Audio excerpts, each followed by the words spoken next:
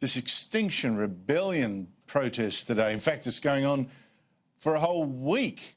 A week of protests starting today against the end of the world. Protests that are going to peak on Friday. Well, the ones today had 30 people arrested in Sydney alone.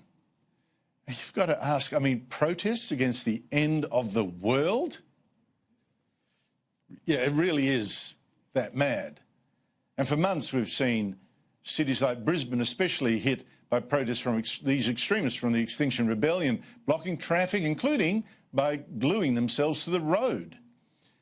And one of the Extinction Rebellion's members, a shiny-eyed young woman so full of herself, explained today that we now had to put up with a whole week of this bullying because it was so very important that we were made to listen to very young people just like her, telling us how to power our complex modern economy and how to live our lives. I would say to people who have, been inconvenienced by disruptions that, we are sorry for the individual inconveniences to people. It's definitely not our aim and our goal. Our goal is the economic disruption of big business and government who are, exploiting all of us and sacrificing our futures for short-term profits. Complete horse feathers. It's not their intention to inconvenience people? Well, then get off the road. Oh, we're sorry about all this? Well, then stop bullying people. But, they're not sorry at all. I mean, they're getting off on the bullying. So what makes these mini-totalitarians think that they have the right to stop the rest of us from going about our lawful business? Well, Greg Rolls of Extinction Rebellion tried to justify that today. He, by the way, is a teacher who has himself blockaded a railway to a coal terminal and also faced court for blocking traffic in Brisbane. Clearly, whatever courts are fining him, it's not enough to stop him. Anyway, here is this zealot's excuse for breaking the law. We face the end of the world. Many of the people who are taking part in today's protests and the protests that are ongoing are not looking at retirement. They're looking at mass social breakdown, at starvation, at disease. This is the science that is talking. This is a report that is backed by Admiral Chris Barry, the former Chief of the Australian Defence Force, who says that we are looking at the high possibility of social collapse by 2050. This is the science. This isn't me. This is what the science is telling us. He's actually dead wrong. I mean, that's the whole craziness of this Extinction Rebellion movement. I mean, and if you noted what Admiral Chris Barry actually has said, you wouldn't be quoting him in a hurry either, seriously. What the science is actually telling us is that we don't face extinction at all. I mean, check for yourself. The world grows more food than ever, grain crops in particular. We're also getting fewer cyclones, not more.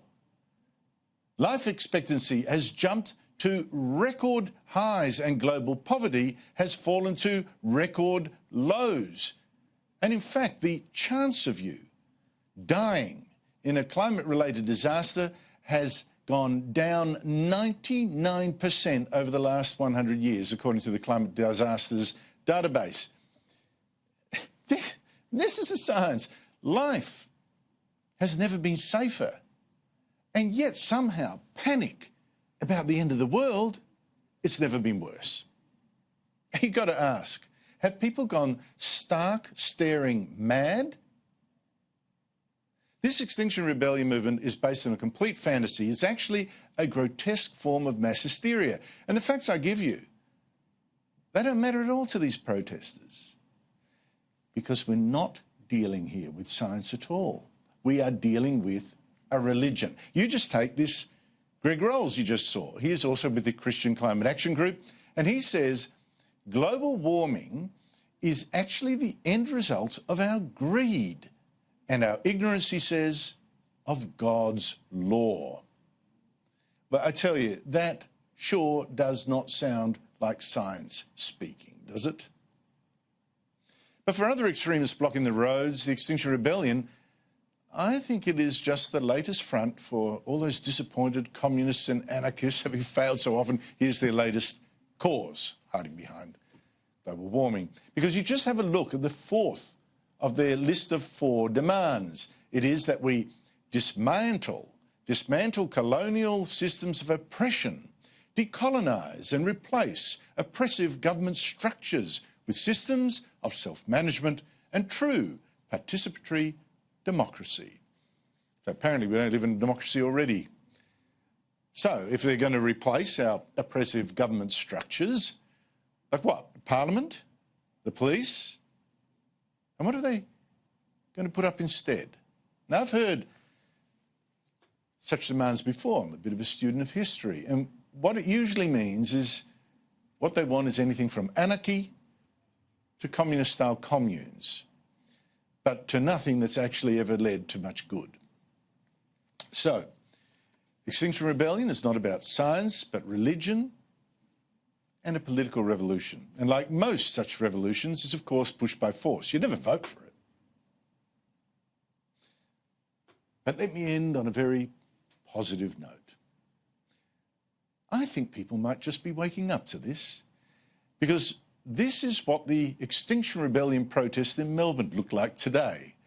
Bear in mind, Melbourne, capital city of our most left-wing state. I mean, that is pathetic. So I dare still hope that Australians haven't gone completely mad yet.